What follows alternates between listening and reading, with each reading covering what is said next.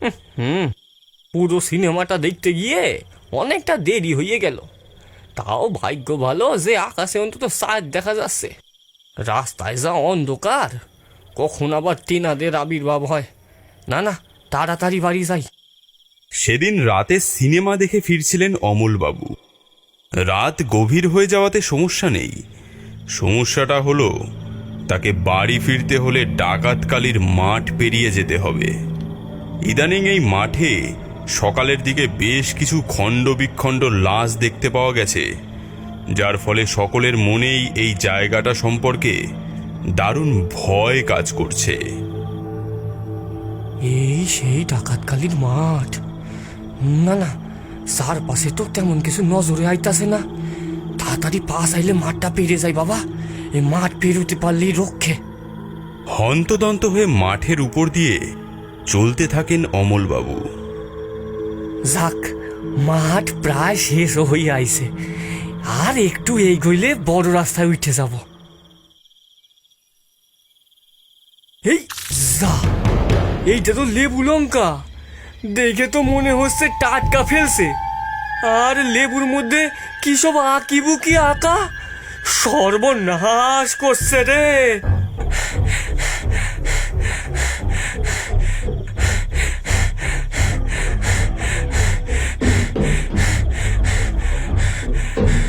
দরজা খোলো, তাড়াতাড়ি দরজা খোলো। কি ব্যাপার, কি হয়েছে? এখন অত বলার সময় নেই, তাড়াতাড়ি দরজা বন্ধ করো আগে। ঠিক আছে, কিন্তু বলবে তো কি হয়েছে? বলুম বলুম, সব পরে বলুম।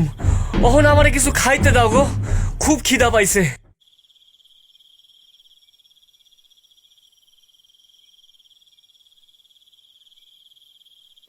মানুষটা ছবি দেখে আসার পর থেকে এরকম অদ্ভুত আচরণ করছে কেন? কে জানে। কাল সকালে ঠিক পেটের থেকে কথা বার করব।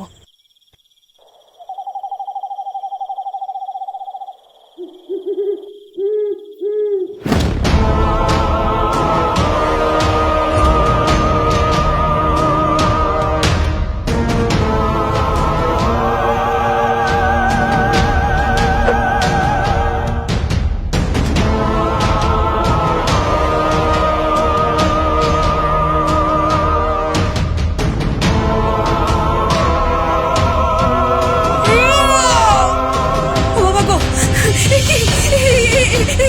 কি হলো? ও মা গো, বাঁচাও বাঁচাও বাঁচাও, কে আছো? বাঁচাও! কিরে লালু, অমলবাবুর ঘটনাটা শুনেছিস? হ্যাঁ রে, বিষয়টা নিয়ে কিছু একটা হেস্তনেস্ত না করলে গ্রামের সব মানুষদের কপালে ফাঁড়া ঝুলছে। পাশের গ্রামের কালীবামনির ঘাটের কাছে কোনো এক কাপালিক আস্তানা গেড়েছে। বিষয়টা নিয়ে একবার কথা বললে কেমন হয়? সন্ধ্যের দিকে চল তাহলে। সকাল থাকতে সন্ধ্যের দিকে কি করতে যাব? উনি সকালবেলা নিজের কুঠির থেকে বের হন না, তাই একমাত্র সন্ধ্যের পরই তার সাথে দেখা করা সম্ভব। লালু ও বলাই দুজনে যখন কালীবামনির ঘাটের কাছে গিয়ে পৌঁছালো, তখন সন্ধে হয়ে গিয়েছে। ঘাটের কাছাকাছি পৌঁছাতেই তারা দুজনে দেখল এক জ্বলন্ত অগ্নিকুণ্ডের পাশে বিশাল আকার চেহারার কাপালিক হোম করছে। কপালে সিঁদুরের মোটা তিলক, ঝাঁকড়া ঝাঁকড়া তার চুল। বাপ রে বাপ, এটাকে তো ভূতের থেকে কম ভয়ানক দেখতে নয় রে। চুপ, এখন কোনো উল্টো পাল্টা কথা নয়। ওং হ্রিং ক্রিং চামুন্ডায়। প্রণাম বাবা। তোমরা কারা? এখানে কি উদ্দেশ্যে? আমাদের গ্রামে বড় বিপদ বাবা। কি বিপদ? আমাদের গ্রামের ডাকাতকালীর মাঠে নানা ধরনের উপদ্রব শুরু হয়েছে, বেশ কয়েকজন মারাও গেছেন। তার সমাধান নিতেই আমার কাছে এসেছিস? আগে হ্যাঁ বাবা। এখনো অবধি ঠিক কি কি ঘটনা ঘটেছে শুনি একবার।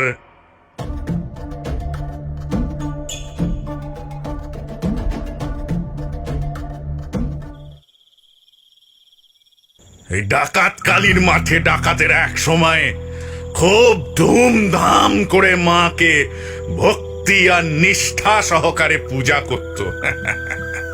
তারপর কালক্রমে ডাকাতেরা নিঃশেষ হয়ে যাওয়ায় পর পর সবকিছু যেন হাওয়ায় মিলিয়ে যায়। দীর্ঘদিন মায়ের পুজো হয়নি বলে গ্রামের উপর সহজেই অপশক্তির আবির্ভাব ঘটতে থাকে। আর এই অপশক্তিকে দূর করতে হলে মাকে তুষ্ট করতে হবে। বাবা, তাহলে উপায়? ওং হ্রিং হ্রিং ওং হং চামুণ্ডায় স্বাহা। ওম। এই হাঁড়িটা সন্ধ্যার পর যে কোনো সময় ডাকাত কালীর মাঠের ঠিক মাঝ বরাবর জায়গায় রেখে দিয়ে চলে আসবি। সব সমস্যা আপনা থেকেই মিটে যাবে। যা। প্রণাম প্রণাম নেবেন বাবা।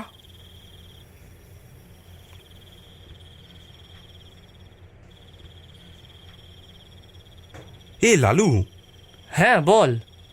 বলছি যে হাঁড়িটা নিয়ে তো আমরা মাথা নাড়িয়ে ঠিক চলে এলাম, কিন্তু একটা কথা ভেবে দেখেছিস, সন্ধ্যের পর ডাকাতকালীর মাঠে হাঁড়িটা রাখতে যাওয়ার আগে যদি ওই ডাইনিটা আমাদের ওপর আক্রমণ করে তখন কি হবে? ডাইনি নিশ্চয়ই অত সহজে আমাদের ছেড়ে দেবে না। এটা তো তুই ঠিক বলেছিস। আচ্ছা, এই কাপালিককে বলে দুজনের জন্য দুটো রক্ষা কবচ দেওয়ার কথা বললে কেমন হয় বলতো? হ্যাঁ ঠিক বলেছিস, তাহলে আরেকবার গিয়ে কাপালিকের সাথে দেখা করে কথাটা বলি। লালু ও বলাই কাপালিকের সাথে পুনরায় দেখা করার জন্য আবার কালীবামনির ঘাটের দিকে এগিয়ে যায়। তারা দুজনে কালীবামনির ঘাটের কাছাকাছি পৌঁছেই থম করে দাঁড়িয়ে যায়। কাপালিকের হোমকুণ্ডের পাশে দাঁড়িয়ে আছে একটা কুচকুচে কালো বেড়াল। বিড়ালটার মুখে একটা কাটা মুন্ডু। ভাই ভাই, কি দেখছি আমি?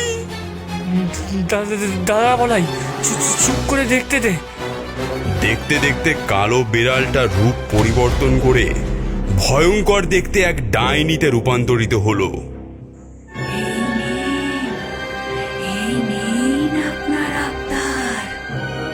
দক্কে দক্কে থাক। আজ আমি আরো দুটো পাঁঠা পাঠিয়েছি বলির জন্য। দুটোকে বলেছি যে ডাকাত কালীর মাঠের মাঝে আমার দেওয়া হাঁড়ি রাখলে সব সমস্যা নাকি মিটে যাবে। ওরা এটা জানে না যে আমি এই কাপালিক, যে কিনা ওদের এক একটাকে ভোগে পাঠাচ্ছি। চিন্তা করবেন না, আমি তককে তককেই থাকবো।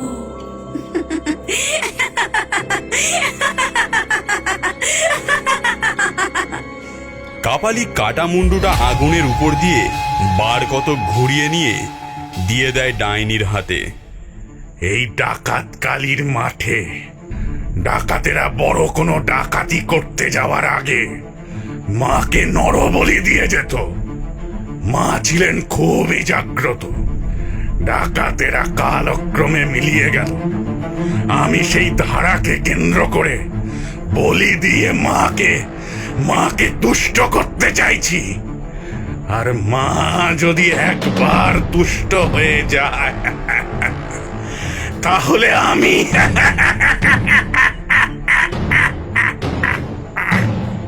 ডাইনি কাটা মুন্ডুটা হাতে নিয়ে উড়ে যাওয়ার জন্য ঘুরে দাঁড়াতেই লালু ও বলাইয়ের দুজনেরই মুখ হাঁ হয়ে যায়। শয়তান, আমি তোকে ছাড়বো না। ও, তোরা আবার ফিরে এসেছিস আর সব কথা শুনেও নিয়েছিস। তা ভালোই করেছিস। আজকে তোদের এই কালীবামনির ঘাটেই বলি দিয়ে তোদের শরীর দুটো ছুঁড়ে ফেলে দেবো ওই ডাকাত কালীর মাঠে। এই দেখছিস কি দাঁড়িয়ে দাঁড়িয়ে? যা, ওই দুটো টুঁটি চেপে ধরে নিয়ে আয়। ডাইনি কাপালিকের আদেশ মতো তৎক্ষণাৎ উড়ে গিয়ে লালু ও বলাইকে ধরে নিয়ে আসে। ছেড়ে দিন, ছেড়ে দিন, দয়া করে আমাদের ছেড়ে দিন। আমাদের মারবেন না, আমাদের ছেড়ে দিন। না না, তোদের এখানে বলি দেব না। তোদের ডাকাত কালীর মাঠে নিয়ে গিয়েই বলিটা দেব। এত সহজে দুটো বলি হেঁটে এসেছে। মা, মাগো, এ সবই তোমার ইচ্ছে। আজ তাহলে মাকে ঘটা করে বলিটা দিয়েই দিয়ে। ডাইনিকে ইশারা করতেই ডাইনি কাপালিক সহ দুজনকেই আকাশে উড়িয়ে নিয়ে যেতে থাকে। তারপর সোজা এসে নামে ডাকাত কালীর মাঠে। জয় মা, জয় মা। ডাইনি কাপালিকের কথা মতো সঙ্গে সঙ্গে হাঁড়ি কাঠের ব্যবস্থা করে ফেলে। নিয়ে আয় এটাকে।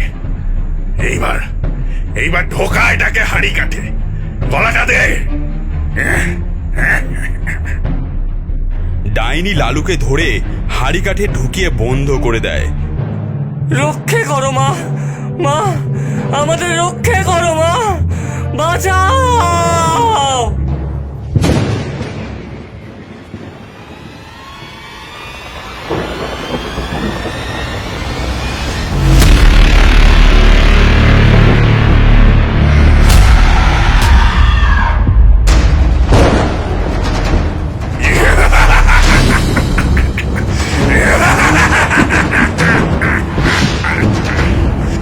জয় মা।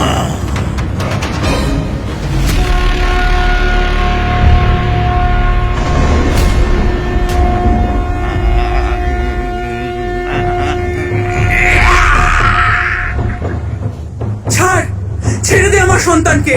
অসুর কোথাকার, আমি জানি তুই অসুরদের হয়ে কাজ করছিস। মুক্ত কর ওকে।